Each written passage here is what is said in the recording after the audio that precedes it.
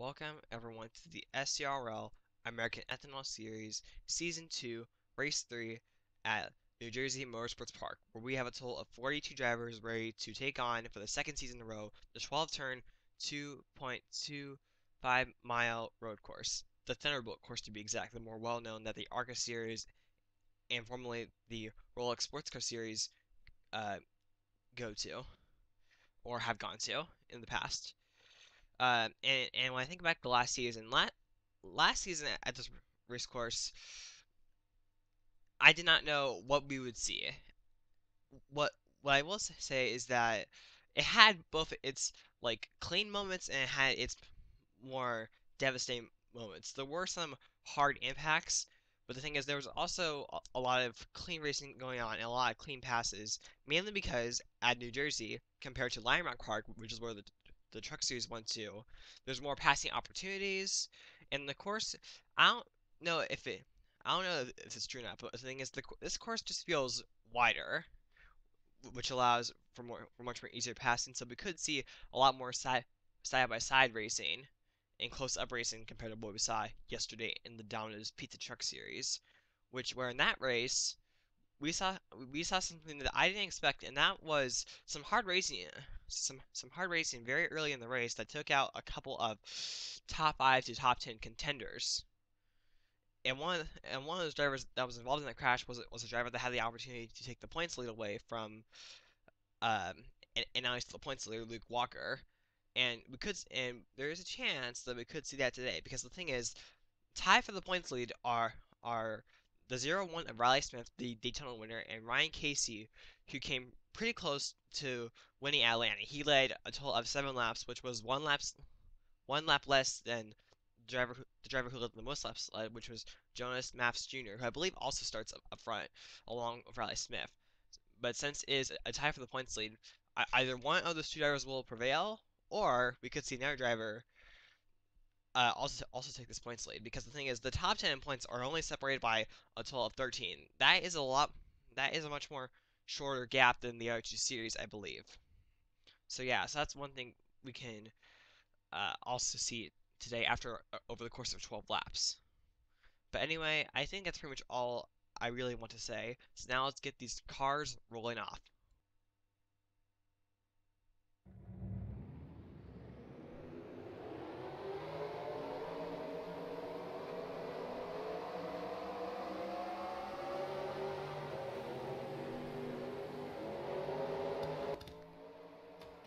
Here is the starting lineup.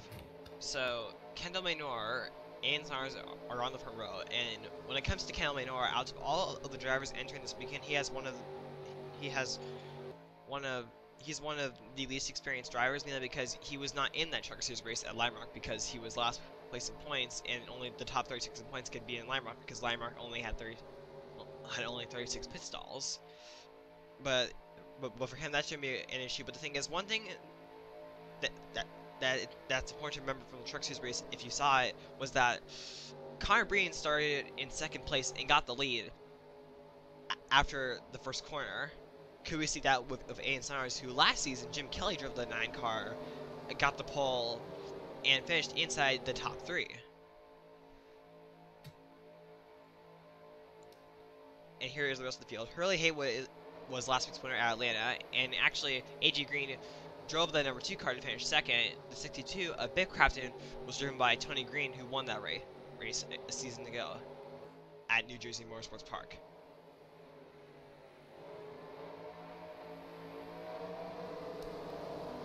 But anyway, so that's pretty much all I really have to say as we go through these final few corners.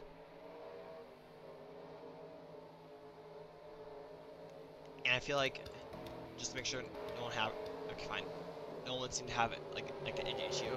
So last season we saw a pretty huge crash entering the first corner on the first lap. Could we see the same thing today? And we saw a couple of incidents on the first lap in yesterday's race at Lime Park for the Truck Series. So maybe we could see something like that. But anyway, as the pace car pulls down her road, Kendall Maynor, Aiden Saunders are here as they go through the first. As they go onto the front row here. And here we go.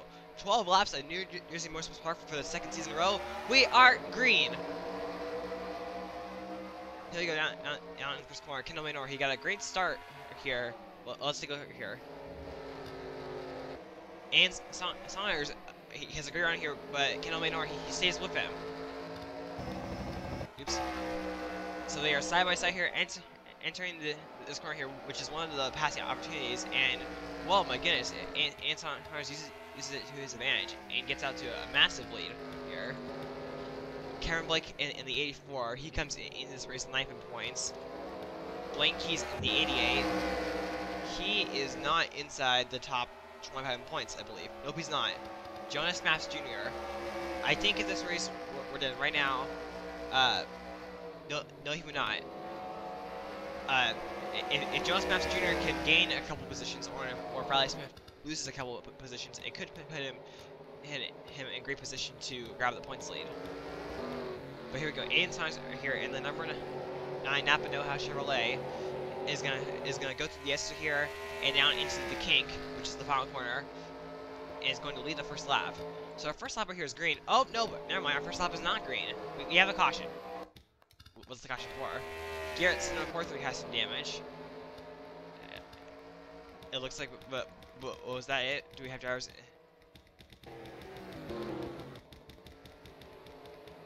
Okay, it doesn't look like a serious crash, but it looks like a couple cars got together. Let's get a replay. Dale Scott was looking to go in the middle of Garrett Sinor and LJ Mills.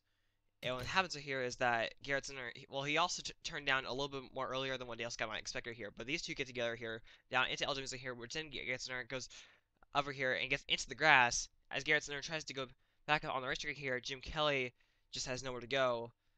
And him and Garrett Sinor make contact here, which turns Garrett Sinor down into, well, that's the outside wall here, and hits the car here with the right side. But for the most part, I think he should be fine.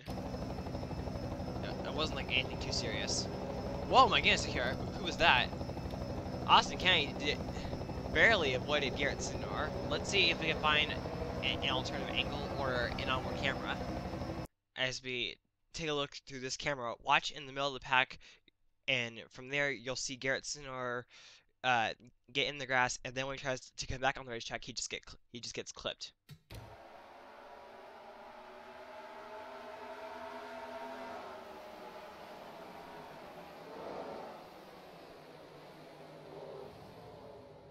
Alan Gray was one of the few drivers to have a whoa moment when it comes to almost hitting Garrett Sinor.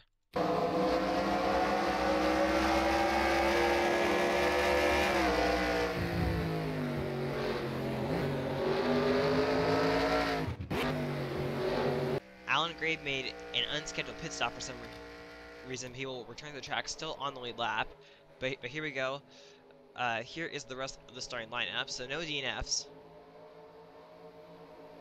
are here, but I was pretty surprised with how clean we were able to get through. I guess that's just simply because of experience for the veterans who are in this field, and for the rookies, many of them probably watched last season's race and took some notes.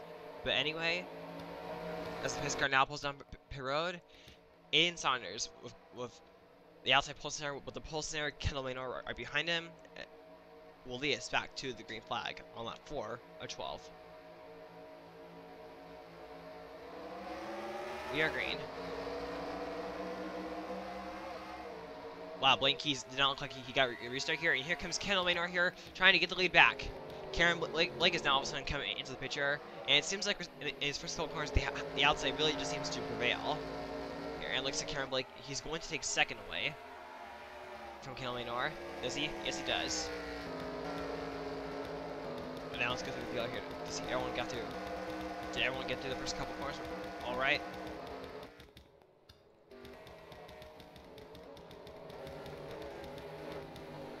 Whoa, I think I saw some action here. Whoa. Three wide between Ben Goldberg, Dale Scott, and Arch Hossain. Johnny Mills is just in front of all of this. Okay, they got it all sorted out, which is good, because it's not particularly always good to stay out front. But now as we get back to the leader here, Aiden Saunders has once again pulled out to a pretty good leader here. Can he do what Connor Breen did yesterday, and that is win the race from the outside pole, take the lead on the first lap, and never look back. It looks like that he's in a great position to do that.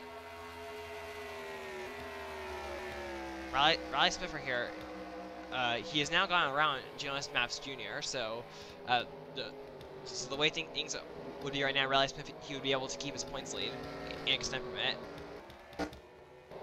As we go through the field. There we see John Martin in the 1. He came in just for his 12 points. He stuck in the back. Tony Valeriano Jr. Not Jr. Tony Valerio. 20 points. They've crafted in the 62. He is not having a great start to the season so far. He's not even inside the top 25 in points. Same for Austin Kennedy. Randy O'Neill in the 42. He's also never mind. He's actually 10th in points, so this is not really the day he really wanted. Oops. The 33 of Daniel Boyles. He's also never mind. He's actually one of the highest drivers in points. He's 4th in points entering this race, so he will definitely take a fall unless some pretty catastrophic events happen from him. Hurley Haywood, last week's winner, stuck in the back. Same for Evan Impala, Nick Smith, Hayden Keys in the 20, who had a really tough break last week at Atlanta. He led a couple laps, and the thing is if he didn't get shuffled back into the pack and wreck, I think he could have gotten a pretty solid finish. Ryan Casey in the 1, he is definitely going to lose a lot of points. Or, I wouldn't say he would be losing points, but he would be losing a lot of ground to Riley Smith. Ben Braley in the 40. He also was another driver who led laps in the American F1 Series race, which had last week's race at Atlanta had a total of 9 different leaders. And as we go through the pack right here, Cliff Crafton in the 98, another one of our veterans, not inside the top. Nope, he's not inside the top 25 in points. William Befford in the 6, 15 points. Matt Hoskins in the 16, 22nd in points. Torn Dieter, the outside pole center for Daytona, I believe. Or maybe it was the pole center. I unfortunately cannot remember it now. Torn Dieter, he's not inside the top 25 points. Rowan Ketchuk, in the 8, he is 24 points. Andrew Gorman in the 22, 18 points. Arsh Hossain here. Did we just have a caution? Yep, we had a caution here, so who's the 4? Alan Gray.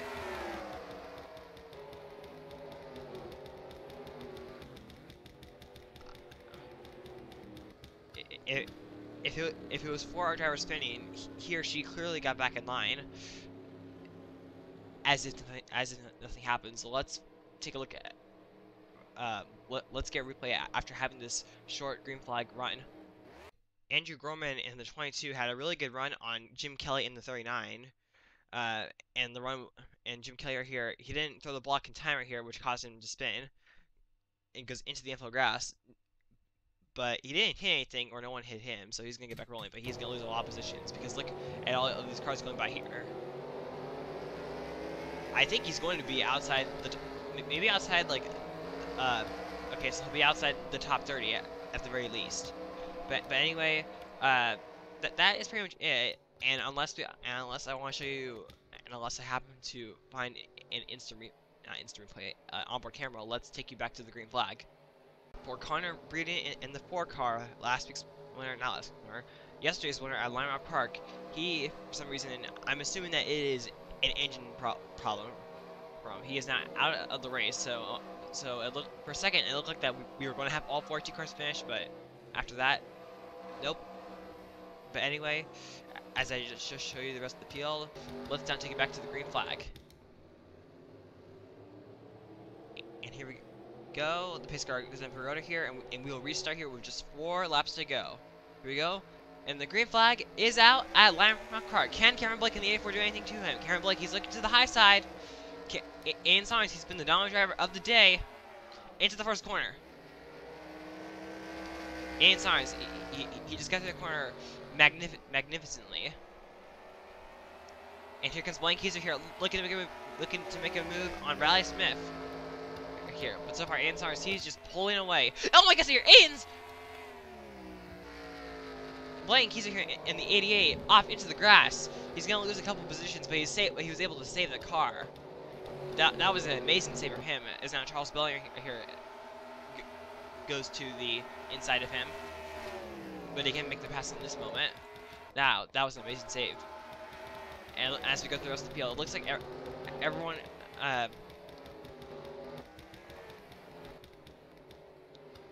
Yeah. Yes. Okay. So it looks like everyone. So other than that blank keys, no other serious calls. But here we go. Ansar's here. For a moment, it looked like Ansar's might lose the lead on the restart, but he got a great run through turn number 1, which just accelerated his car way out front. But can Cameron Blake in the 84 do anything to him? Cameron Blake in the 84, I believe Cameron Blake finished like 2nd or 3rd, somewhere inside the top 5 at Daytona, and then just had, and then it just wasn't as great here at Atlanta. But for the rookie driver, it looks like he could definitely be a threat. Be an early championship threat the way things are going. Aiden Saunders, on the other hand, Aiden Saunders comes into this race. Aiden Saunders is not inside the top 25 in points. It's been a struggling season for him for the most part in all 3 series, through what I can remember. So a win here could give him and his team some hope and confidence that they can have, you know, a winning car, and they have a winning driver. A season ago, Jim Kelly drove the 9 car and it got on the pole and finished 3rd. But like Ian Saunders, get that car to victory lane. We only just have 1 more lap left to go as we go through the rest of the field. But overall, the way things are going, whoa. Torn Dieter has some front end damage. I wonder where that came from. Maybe on this previous restart, he hit the back of someone. That may not look like some serious damage, but that could. The thing is, there's a chance that it could break something in like the radiator or something else in the engine here. But it looks like he'll be fine. Kendall Maynor in the 70, while he may have gotten in the pole, I think, you know, this is a good run for him because Kendall Maynor, like Aiden Saunders, is not inside the top 25 points, and it's not particularly been the best season for him. But anyway, oops. As we go through the final corner here on the 2nd final lap, here we go. White flag is in the air for Aiden Saunders. Can Aiden Saunders hold on for 1 more lap? It looks like he's going to do it though. No worries for him. Into the 1st corner, which has been his best corner here. Now, as we go through turn number 2, another one of his best corners.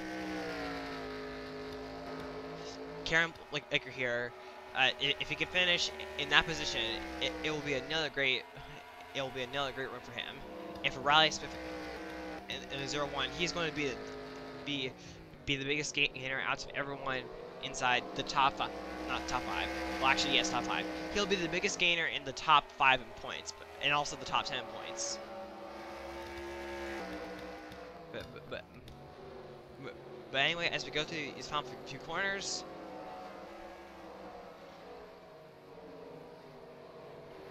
we got a couple of chicanes right here. But here we go. In Saunders here in the number 9 Napa Know-How Chevrolet goes through the S's and into the kink for the final time. And coming off turn number 12, Aiden Saunders are here. Will capture the win at New Jersey Motorsports Park and his first one of the year. Amazing run for Aiden Saunders. Just a dominant performance by him. So far this road course weekend, if you start on the outside pole, there's a good chance you might win. Will we see that tomorrow for the Hot Wheels Cup Series at Autumn Hill? Maybe.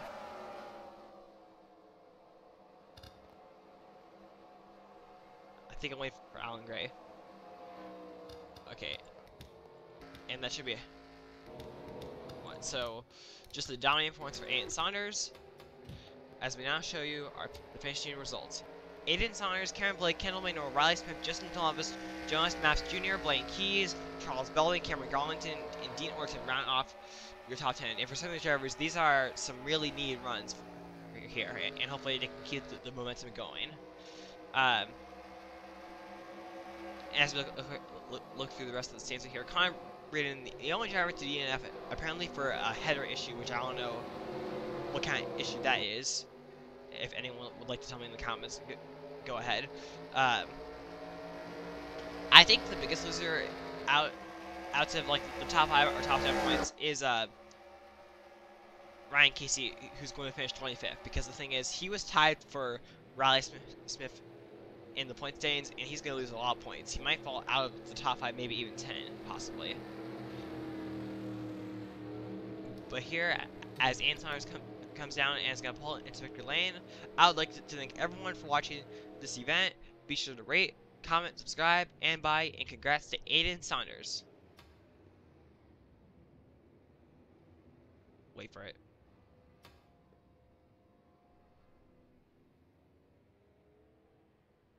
See you later. Bye.